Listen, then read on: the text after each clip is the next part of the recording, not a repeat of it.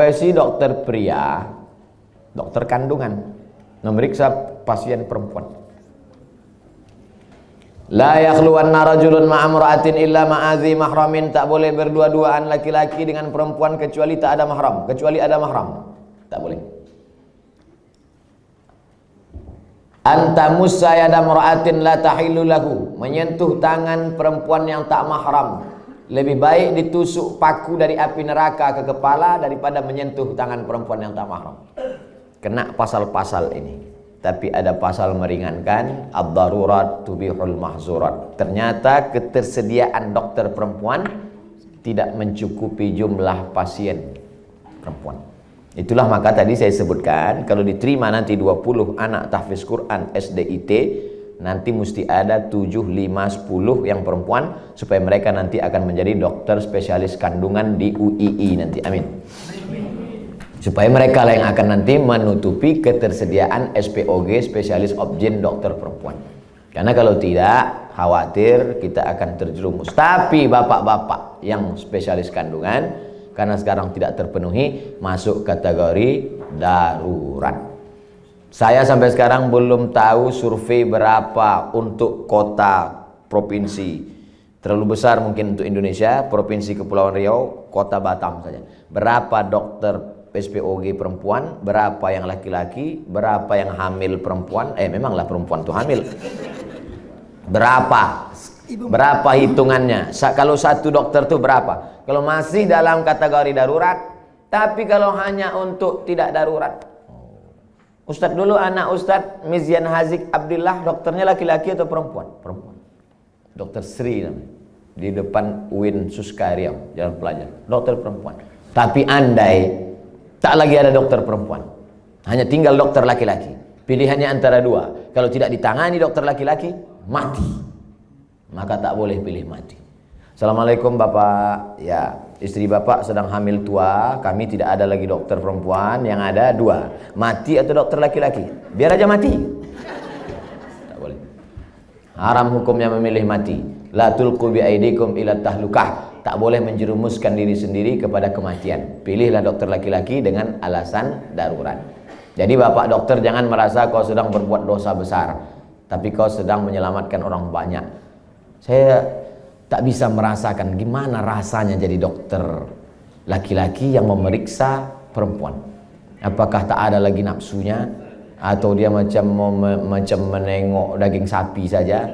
Itu tak bisa kita rasakan, karena semua kata-kata yang bercerita tentang rasa, rasa pasti berdusta. Kata tak dapat menceritakan rasa. Tak bisa. Oleh sebab itu, kalau ada terlintas di hati bapak macam-macam sambil memeriksa itu, banyak-banyaklah istighfar. Astaghfirullah. Banyak minta ampun. Sholat sunat supaya hati terjaga. Tapi yakinkan bahwa perbuatan bapak bukan dosa. Jelas jawaban saya. Bagaimana pandangan Islam suntik botox mengurangi kerutan yang tak bersifat permanen, bertahan 6 bulan? Tak boleh mencabut uban, karena uban itu nanti di akhirat akan menjadi cahaya. Lama saya berpikir, uban kok cahaya? Kenapa uban tak boleh dicabut jadi cahaya? Baca hadis, jangan baca hadisnya, baca syarah penjelasannya.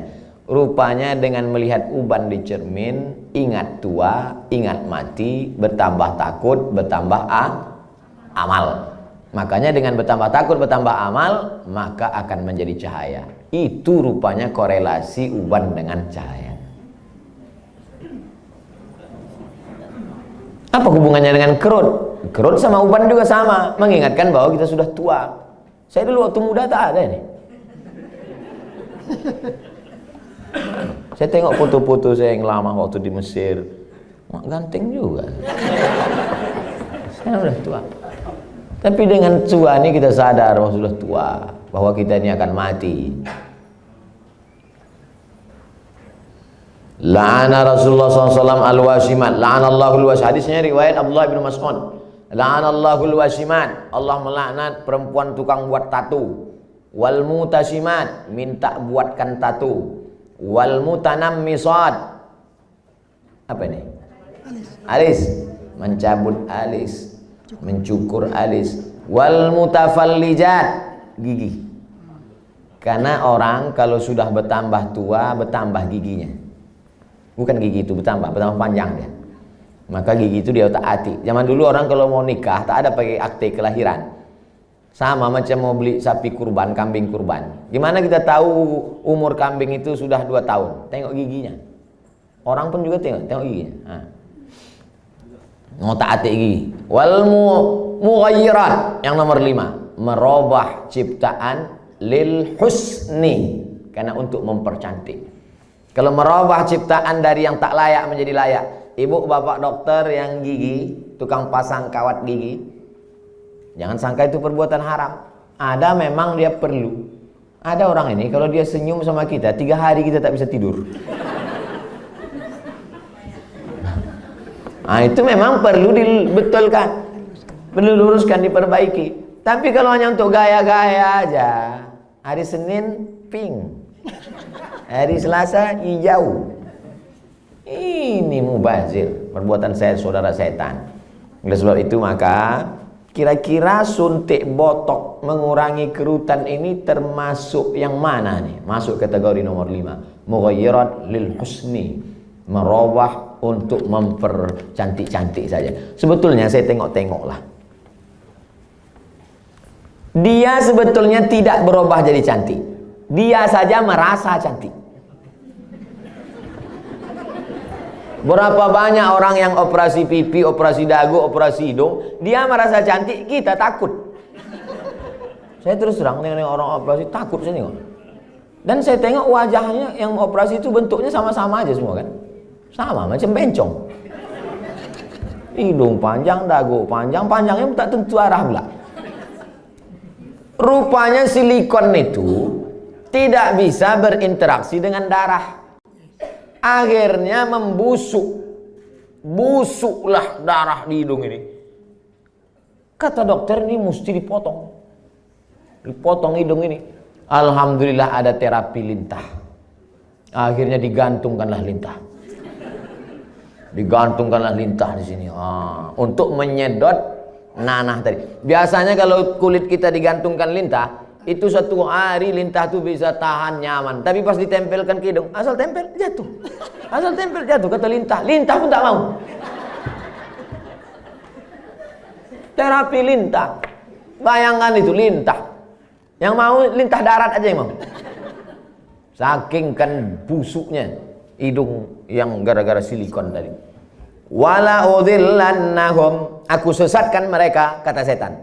Setelah sesat, wala umanniyannahum, aku buat mereka berhalusinasi, berimajinasi. Apa kata setan? Kau cantik, kau cantik, kau cantik, kau cantik, kau cantik, kau cantik, kau cantik. Dia saja merasa cantik, orang merasa ngeri. Hai yang asik dibuat setan operasi, sesungguhnya kau saja yang merasa cantik, sesungguhnya orang merasa ngeri. Tapi orang nggak jujur. Gimana Jeng? Aku kelihatan cantik nggak? Wow, amazing. Padahal dalam hatinya macam hantu gue tengok. Baru dijawab, udah datang pertanyaan. Suntik filler untuk memancungkan hidung dan melancipkan dagu yang bersifat tak permanen 6 bulan. Tak permanen kata engkau.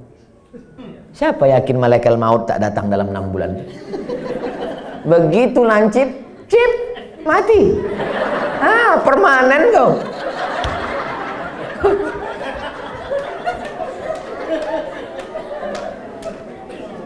Kau cantik bukan karena dagu kau lancip. Kau cantik bukan karena hidung kau panjang. Kau cantik karena bekas air wudhu. Kau cantik karena habis baca Quran. Kau cantik. Yang mengatakan cantik tak cantik itu kan hati. Betul? Bapak-bapak ganteng. Ganteng. Bininya tidaklah jelek, tapi rasanya taklah sepadan berjalan. Pas ditanya orang, Pak, siapa perempuan paling cantik? Itulah yang paling cantik gitu deh. Entah dia jujur, entah takut, Allahu'alam.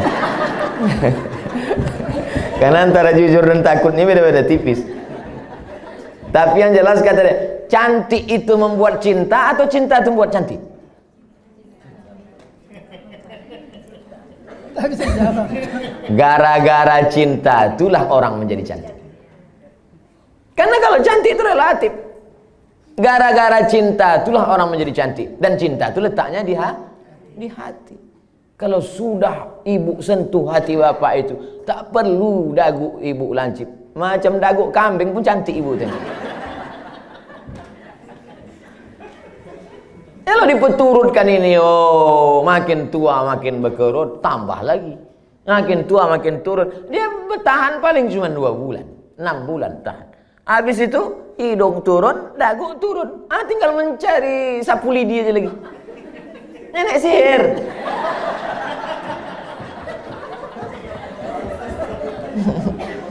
Berhentilah. Berhenti. Usah dipeturutkan ajakan setan ini. Yang mengerjakannya gimana, Pak Ustaz? Kalau perbuatan itu haram, maka yang melakukannya pun ikut haram. Orang yang memberikan fasilitasnya pun ikut haram. Maka terjerumus dalam perbuatan haram kolektif. Saya kan cuma jual khamar. Saya nggak ada ngajak dia minum khamar. Saya cuma jual aja Pak Ustadz. Penjualnya ikut kena, pembawanya ikut kena. Khamar itu 6 ikut kena. Penjualnya, pembelinya, yang menuangkannya ikut semua.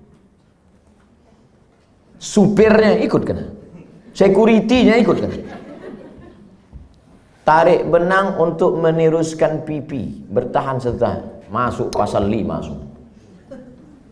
Jadi Islam itu unik hebatnya, dia tidak menyebutkan 1, 2, 3, tapi menyebutkan secara umum dan terkait. Mukjizat ini Nabi disebut punya jawami'ul kalim, kalimatnya singkat tapi makna pada sampai hari ini bermakna. Apapun namanya, yang merubah ciptaan Allah bukan karena darurat, bukan karena tak layak. Merubah yang tak normal menjadi normal boleh. Yang sudah normal dia taati menjadi abnormal. Nauzubillah. Bapak mesti siap menerima bunga yang layu. Karena tabiat bunga pasti layu, kecuali bunga plastik. Nah itulah maka sekarang banyak perempuan yang mau jadi plastik. Dokter anak, sunat perempuan bagaimana hukumnya Pak Ustaz? Anak saya laki-laki, keponakan saya perempuan. Kata saya kepada adik saya, kau cari, kalau tak mau dokter di rumah sakit itu menyunat keponakan saya, cari bidan kampung yang mau menyunat. Karena saya berpegang pada mazhab Syafi'i. Ada mazhab yang mengatakan sunat tak perlu. Mazhab Hanafi, Maliki, Hambali mengatakan sunat bagi perempuan itu tidak wajib. Sedangkan saya berpegang pada mazhab Syafi'i mengatakan wajib. Adakah khitan sunat perempuan pada zaman Nabi? Ada. Nabi mengatakan kepada si perempuan itu, kau potong tapi jangan terlalu banyak. Maaf, na'udzubillah, hari ini bisa menyebabkan frigid dan lain sebagainya. Tapi rupanya manfaat lain dari memotong khitan pada perempuan itu adalah meminimalisir libido seksual. Begitu kata ulama-ulama dulu. Oleh sebab itu saya sampai hari ini tetap berpegang pada mazhab Syafi'i. Anak perempuan kalau tak mau dokter memotong karena takut bahkan bisa masuk HAM, hak asasi manusia, banyak saja pasal-pasal yang mereka lakukan. Sedangkan di zaman Nabi yang pakaian tertutup, makanannya bersih, tontonannya bersih. Apalagi zaman sekarang tontonannya maksiat, makanannya memicu libido seksual dengan berbagai macam cerita hubungan. Maka khitan amat sangat baik. Salah satu usaha meminimalisir. Bagaimana cara sebaiknya bagi dokter anak menasehati pihak ortu imunisasi bayinya sejak lahir? Dulu saya diundang oleh Kementerian Kesehatan Provinsi Riau. Videonya kan viral, coba cari. Sosialisasi suntik imunisasi. Saya jelaskan di situ bahwa fatwa Majelis Ulama Indonesia beda antara bendanya ini halal atau memakainya yang mubah. Boleh. Nah, jadi ini dua fatwa nih.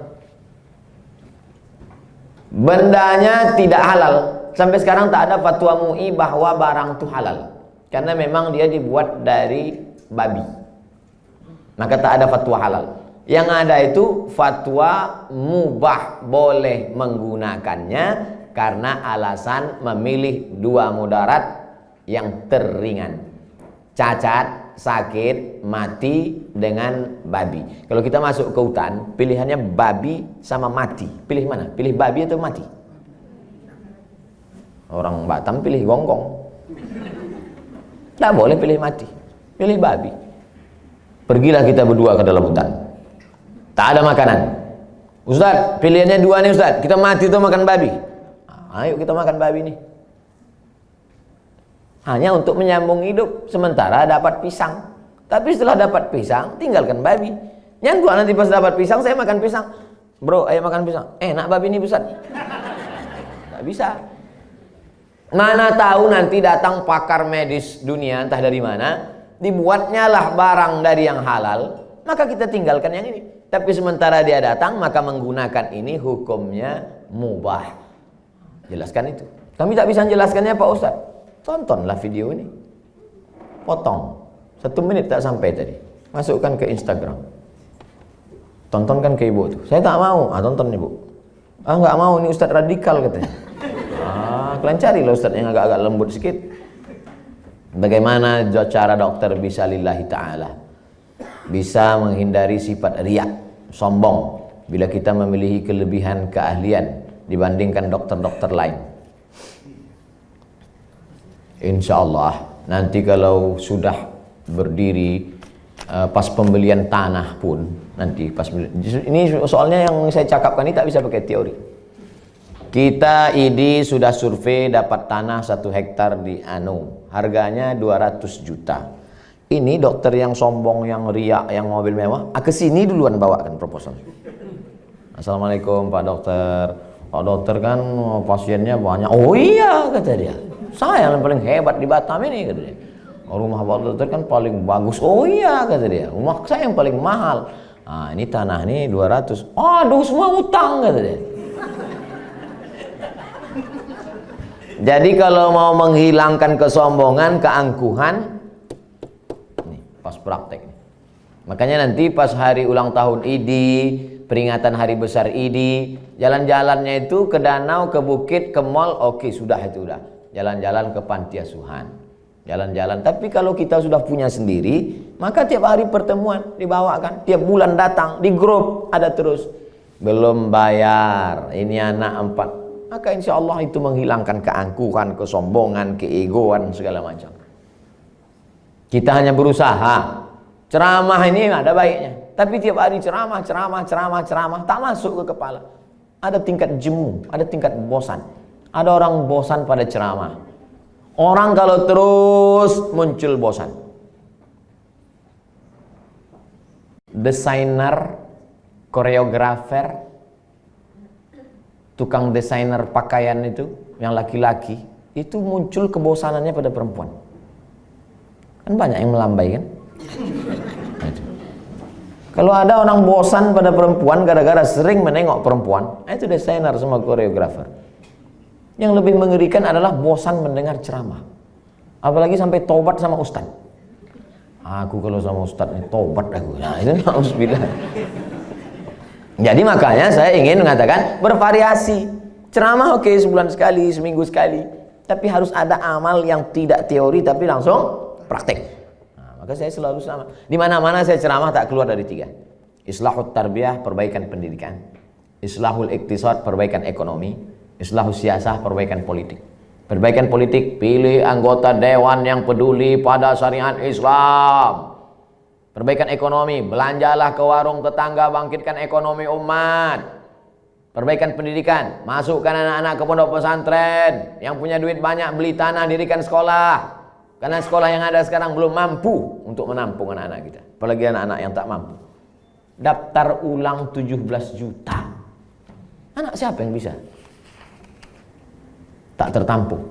Yang sekarang tidak mendapat pendidikan layak itu 10 tahun lagi, 3 tahun SMP, 3 tahun SMA, 4 tahun S1. Yang sekarang SMP cabut, mabuk, sakau, lem kambing, itu yang akan jadi anggota dewan tahun 2040. Satu-satunya jalan memperbaiki umat lewat pendidikan. Dan ID tidak hanya menyehatkan badannya, tapi juga menyehatkan generasi ke depan, insyaallah. Amin.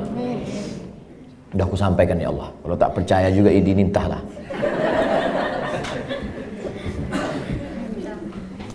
Dah habis pertanyaan.